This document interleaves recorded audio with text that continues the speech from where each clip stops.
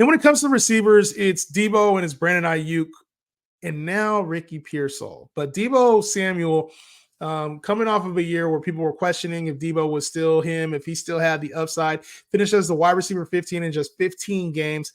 Did it on the ground, did it in the passing game. He had 60 catches, 892 yards, and 7 TDs. So he wasn't quite at the same pace that he was in 2021, where he was the wide receiver 3 and he was locked and loaded. But he looked like his normal self. And that's what we wanted to see as fantasy managers is which Deebo should we expect? And I think that's the Deebo we should get used to seeing is that wide receiver 2 with massive weekly upside, Deebo Samuel.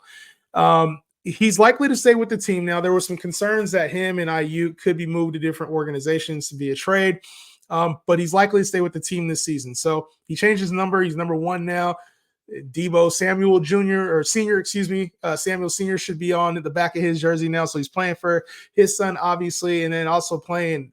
He's number 1 now. So you will put that jersey on. We expecting a lot fantasy wise, but he got really hot in the second half, late in the season. So to me, it seems like Deebo's all in. But the one thing we're going to have to get used to is the spike weeks and then probably some times where we have 2 or 3 weeks of mediocre to dud performances. So obviously going to be heavily involved in the run game, the ground, and then also in the passing game, yak type stuff. But for the most part, Deebo Samuel, we should expect him to be wide receiver 2 level. Same thing goes for Brandon Aiyuk, who was the wide receiver 14 in 16 games last year. So really good season for Brandon Aiyuk. Playing for a new contract right now. Obviously, that was a lot of where like the smoke came from when it comes to the trade talks. There was talks about him going to Jacksonville, Buffalo, you name it. There was a lot of Steelers, a lot of teams interested in Brandon Aiyuk pre-draft.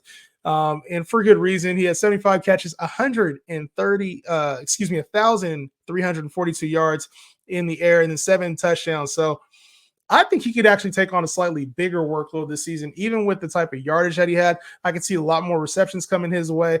So for him, all it takes is just a slight increase in output to be a top 10 receiver. And I think there's a possibility there. Can he be a top 5 guy? I don't really see that out of Aiyuk in this offense unless Deebo were to go down for an extended period of time. But Brandon Aiyuk should be a really good fantasy player this season as well. So I know there's some concerns the team drafted Ricky Pearsall in the first round. There's also some talks that he might be traded at the deadline. My gut is that Brandon Aiyuk stays with the team throughout the season. If they can't get a contract extension worked out, he'll be playing under the franchise tag. Obviously the next season, they have that at the disposal if they really need to. So I think he'll stay with the Niners this season. They'll work on, obviously, with this 5th-year option this year. Franchise is a possibility next year. So I'm not anticipating anything with Brandon Aiyuk this season. Now, he only had 3 games under 10 fantasy points, which for me indicates that like he's a very consistent player and he does provide upside. So with Aiyuk as your wide receiver 2, you have the upside for him to be a wide receiver 1, and you have a really nice wide receiver 2 floor on a weekly basis. So Brandon Aiyuk should be part of your draft plans if you have if you're looking for like top 15 receivers. He might fall in drafts just because of the addition of Ricky Pearsall in the draft. I think he'll be a value this season as well. And speaking of Ricky Pearsall out of Florida, the Niners do use a lot of 2 receiver sets, which is the main concern for me when it comes to Pearsall. A lot of people are expecting him to take on a bigger role or maybe take away from Deebo and Aiyuk touches. I think this might be a preventative move in case they do decide to move away from Brandon Aiyuk next season. So for me, he'll be a part of the offense, but I think one of these receivers needed to go in order for him to be useful, Deebo or Aiyuk. And I don't see that happening this year. So unless something crazy happens before the season starts, I don't see a whole lot of value with Ricky Pearsall in redraft and dynasty. It's a good offense to be attached to, good, obviously, with Kyle Shanahan.